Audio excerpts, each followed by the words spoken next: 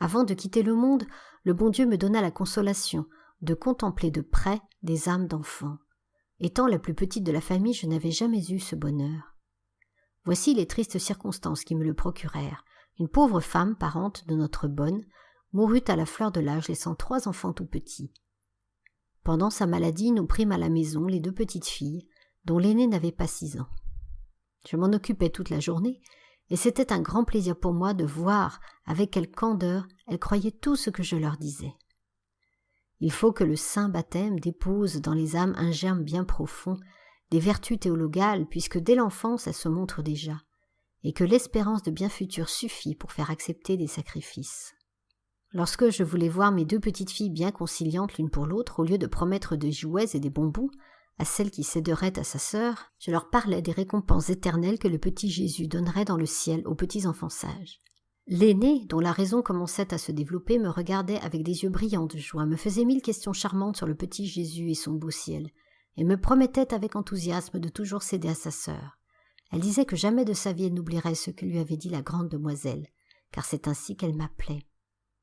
En voyant de près ces âmes innocentes, j'ai compris quel malheur c'était de ne pas bien les former dès leur éveil, alors qu'elles ressemblent à une cire molle sur laquelle on peut déposer l'empreinte des vertus, mais aussi celle du mal. J'ai compris ce qu'a dit Jésus en l'Évangile, qui vaudrait mieux être jeté à la mer que de scandaliser un seul de ses petits-enfants. Ah, que d'âmes arriveraient à la sainteté si elles étaient bien dirigées. Je le sais, le bon Dieu n'a besoin de personne pour faire son œuvre. Mais de même qu'il permet à un habile jardinier d'élever des plantes rares et délicates, et qu'il lui donne pour cela la science nécessaire, se réservant pour lui-même le soin de féconder, ainsi Jésus veut être aidé dans sa divine culture des âmes. Qu'arriverait-il si un jardinier maladroit ne greffait pas bien ses arbustes, s'il ne savait pas reconnaître la nature de chacun, et voulait faire éclore des roses sur un péché? Il ferait mourir l'arbre qui cependant était bon et capable de produire des fruits.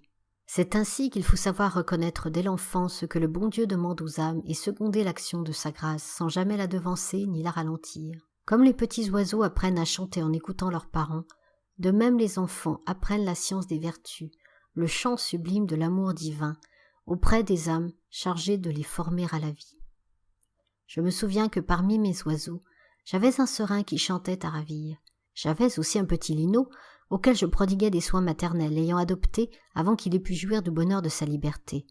Ce pauvre petit prisonnier n'avait pas de parents pour lui apprendre à chanter. Mais, entendant du matin au soir son compagnon le serin faire de joyeuses roulades, il voulut l'imiter. Cette entreprise était difficile pour un linot. Aussi sa douce voix eut-elle bien de la peine à s'accorder avec la voix vibrante de son maître en musique. C'était charmant de voir les efforts du pauvre petit. Mais ils furent enfin couronnés de succès, car son chant, tout en conservant une bien plus grande douceur, fut absolument le même que celui du serin. « Oh, ma mère chérie, c'est vous qui m'avez appris à chanter. C'est votre voix qui m'a charmée dès l'enfance. Et maintenant j'ai la consolation d'entendre dire que je vous ressemble. Je sais combien j'en suis encore loin, mais j'espère, malgré ma faiblesse, redire éternellement le même cantique que vous. Avant mon entrée au Carmel, je fis encore bien des expériences sur la vie et les misères du monde. Mais ces détails m'entraîneraient trop loin. Je vais reprendre le récit de ma vocation.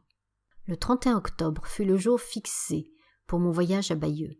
Je partis seul avec papa, le cœur rempli d'espérance, mais aussi bien ému par la pensée de me présenter à l'évêché. Pour la première fois de ma vie, je devais aller faire une visite sans être accompagné de mes sœurs, et cette visite était à un évêque. Moi qui n'avais jamais besoin de parler que pour répondre aux questions que l'on m'adressait, je devais expliquer moi-même le but de ma visite, développer les raisons qui me faisaient solliciter l'entrée du Carmel. En un mot, je devais montrer la solidité de ma vocation. Ah, qu'il m'en a coûté de faire ce voyage. Il a fallu que le bon Dieu m'accorde une grâce toute spéciale pour que j'aie pu surmonter ma grande timidité. Il est aussi bien vrai que jamais l'amour ne trouve d'impossibilité, parce qu'il se croit tout possible et tout permis.